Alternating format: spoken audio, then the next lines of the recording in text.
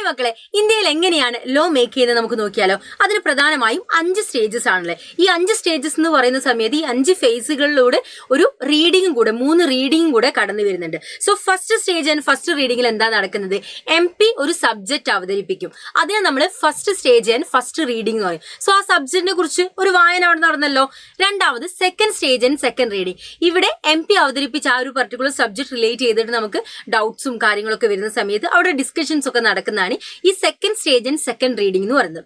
മൂന്നാമത്തെ സ്റ്റേജിന് നമ്മൾ committee stage എന്ന് കൂടെ വിളിക്കും. കാരണം 2 സ്റ്റേജസിലൂടെ പോയിട്ടും ആ ടോപ്പിക്കിനെ കുറിച്ച് കൃത്യമായിട്ടുള്ള ഒരു നോളജ് അല്ലെങ്കിൽ കൃത്യമായിട്ടുള്ള കാര്യങ്ങൾ നമുക്ക് മനസ്സിലാക്കാൻ പറ്റിയിട്ടില്ലെങ്കിൽ എന്ത് ചെയ്യും? ഒരു കമ്മിറ്റീനെ അപ്പോയിന്റ് ചെയ്ത് അതിനെക്കുറിച്ച് പഠിക്കും. സോ അതുകൊണ്ട് ഈ ഒരു സ്റ്റേജ് കമ്മിറ്റി സ്റ്റേജ് എന്ന പേരിലും അറിയപ്പെടുന്നുണ്ട്. നാലാമത്തെ സ്റ്റേജിന് നമ്മൾ റിപ്പോർട്ട് സ്റ്റേജ് എന്നും പറയും. അതെന്തുകൊണ്ടാണ്? ഇവിടെ ആ ഒരു കമ്മിറ്റി റിപ്പോർട്ട് തയ്യാറാക്കുന്ന സ്റ്റേജ് ആണ് കേട്ടോ. ആൻഡ് അഞ്ചാമത്തെ സ്റ്റേജിനെ നമ്മൾ 5th stage and 3rd reading എന്ന് പറയും. ഇവിടെ ആ ഒരു തയ്യാറാക്കിയ റിപ്പോർട്ട് എന്ത് ചെയ്യും? MPക്ക് മുന്നേ അവതരിപ്പിക്കും. സോ ഇങ്ങനെ 5 സ്റ്റേജസിലൂടെയാണ് ഇന്ത്യയിൽ നിയമം നിർമ്മിക്കുന്നത്.